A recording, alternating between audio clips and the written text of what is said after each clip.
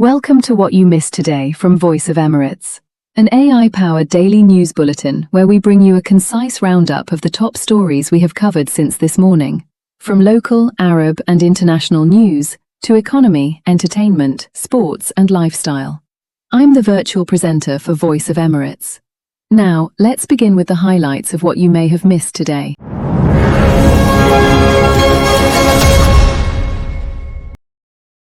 UAE President, His Highness Sheikh Mohammed bin Zayed Al Nahyan arrived in Kuwait on a fraternal visit, accompanied by a high-level delegation. His Highness Sheikh Mishal Al Ahmed Al Jaber Al Sabah, Emir of Kuwait, led the welcoming ceremony at the Emiri airport. The UAE delegation included senior officials, while Kuwait's Crown Prince, Prime Minister and other ministers also attended the reception, reflecting the strong and historic ties between the two countries.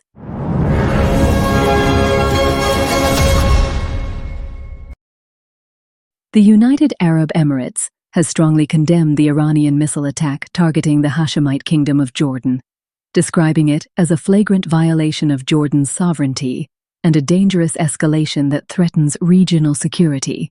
In a statement, the Ministry of Foreign Affairs reaffirmed the UAE's full solidarity with Jordan and its support for all measures to safeguard the kingdom's security and stability. The UAE also called for restraint and renewed efforts to prevent further escalation in the region.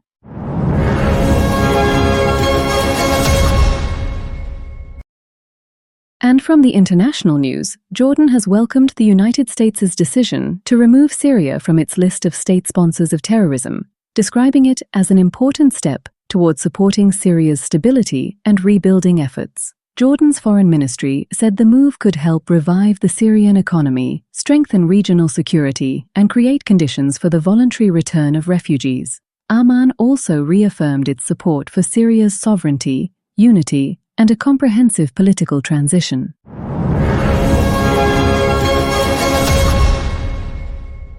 The death toll from Ebola has risen in the Democratic Republic of Congo, increasing concerns over the spread of the deadly virus. Health authorities are strengthening surveillance, tracing contacts, and expanding treatment and prevention measures in affected communities.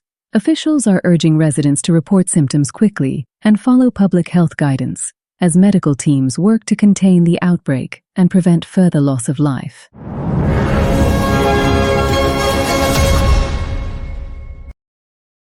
Thousands of Airbus employees across Spain have stepped up strike action, protesting what they describe as deteriorating working conditions and the company's labor policies. Workers are demanding better wages, improved workplace benefits, and the restoration of employment rights, arguing that the measures come despite the company's strong financial performance. The industrial action has affected several Airbus facilities, with unions warning that protests could continue unless an agreement is reached with management.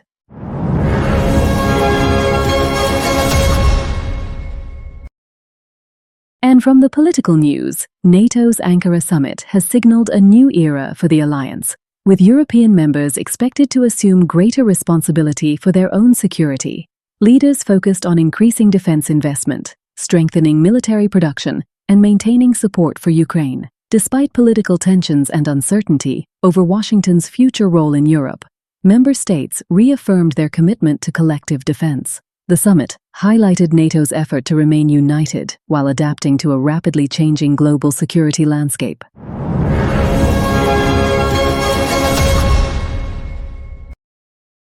Political researcher Tariq Abu Zainab says Iran is facing one of the most critical succession crises in its modern history, warning that internal power struggles could threaten the regime's legitimacy. In an exclusive interview with Voice of Emirates, he said competition among political, military, and religious institutions has intensified amid growing economic and social pressures. Abu Zainab believes the leadership transition could reshape Iran's domestic politics and influence the balance of power across the region.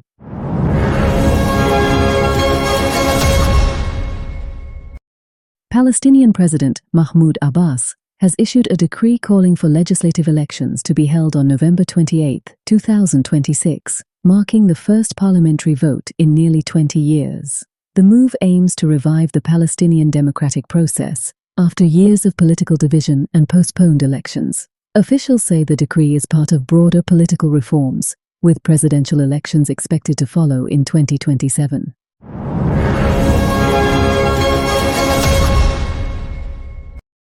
And from the business news, Dubai's economy continued its strong momentum in the first quarter of 2026, with gross domestic product reaching 232 billion dirhams, up 2.4% from a year earlier. Growth was driven by key sectors, including wholesale and retail trade, transportation, financial services, manufacturing, and tourism.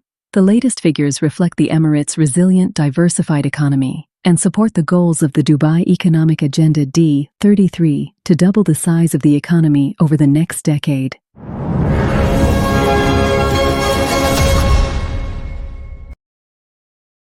Dubai's real estate market recorded transactions worth 3.73 billion dirhams in a single day, according to the Dubai Land Department. Property sales accounted for 1.52 billion dirhams, while mortgages totaled 1.89 billion dirhams, and gift transactions exceeded 320 million dirhams. The figures reflect continued investor confidence and the strong momentum of Dubai's property sector, which remains one of the region's most active real estate markets.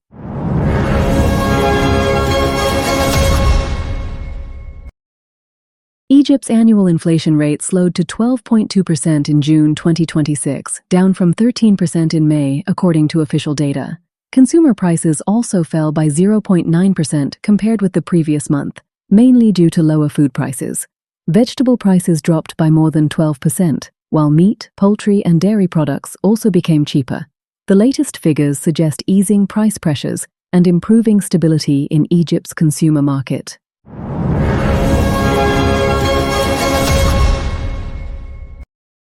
And from the science and technology news, OpenAI has rolled out a major update to its GPT 5.5 instant model, making ChatGPT smarter, faster, and more natural to interact with. The upgraded model delivers more accurate answers, improved reasoning, and stronger understanding of user intent, while reducing factual errors. OpenAI says the update also enhances personalization by better using previous context, creating smoother and more human-like conversations for millions of users worldwide.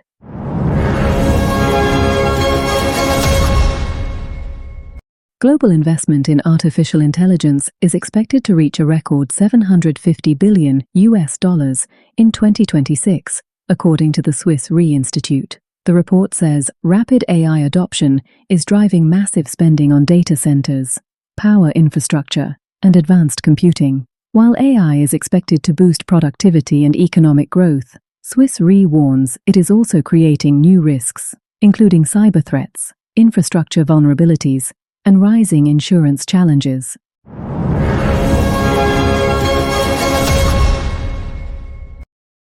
SpaceX has launched the Bochar satellite, described as the first commercial spacecraft in low Earth orbit to use a nuclear power source. Developed with City Labs, its beta-voltaic battery converts energy from radioactive tritium into electricity, allowing equipment to operate where sunlight is unavailable. The experiment could support future lunar probes and vehicles during the 2-week lunar night or inside permanently shadowed craters, reducing dependence on conventional solar panels.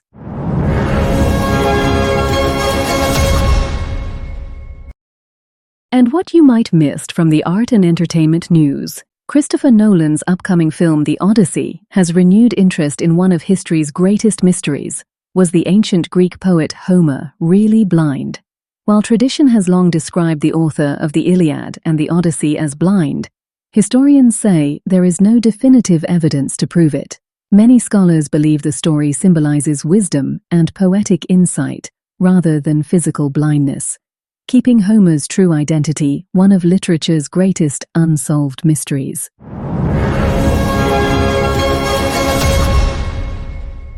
A new study suggests that the biggest risk to cognitive decline among gamers isn't the number of hours spent playing, but compulsive gaming behavior.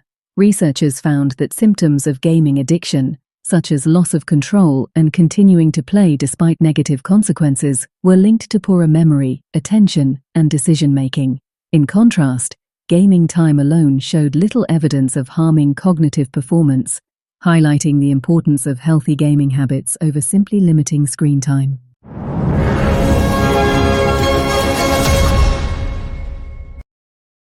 Christmas arrived in the middle of summer as dozens of Santas, Mrs. Clauses and elves from around the world gathered in Aalborg, Denmark, for the annual World Santa Claus Congress. The 4-day event featured colorful parades, festive music, gift-wrapping contests, and holiday-themed activities. Organizers say the Congress is more than a celebration. It's an opportunity for professional Santas to share experiences and spread the spirit of generosity all year round.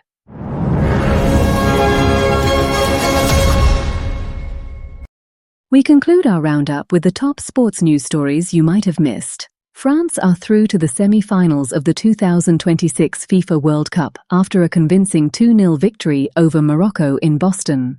Kylian Mbappé broke the deadlock in the 61st minute before setting up Ousmane Dembélé, who doubled the lead just 6 minutes later.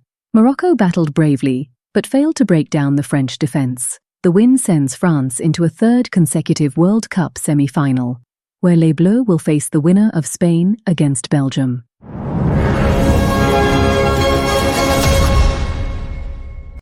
Kylian Mbappé has reassured France supporters that the ankle injury he suffered against Morocco is not serious. The French captain was substituted late in the 2-0 World Cup quarter-final victory, but confirmed he had only taken a knock. Mbappé also praised Morocco's Achraf Hakimi, describing him as a close friend off the pitch. However, he stressed that friendship had no place during the match, as both players were fighting for their countries. France now turn their attention to the semi-finals.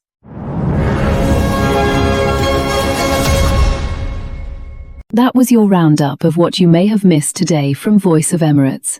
For the full stories, visit our website and follow us on social media for the latest updates.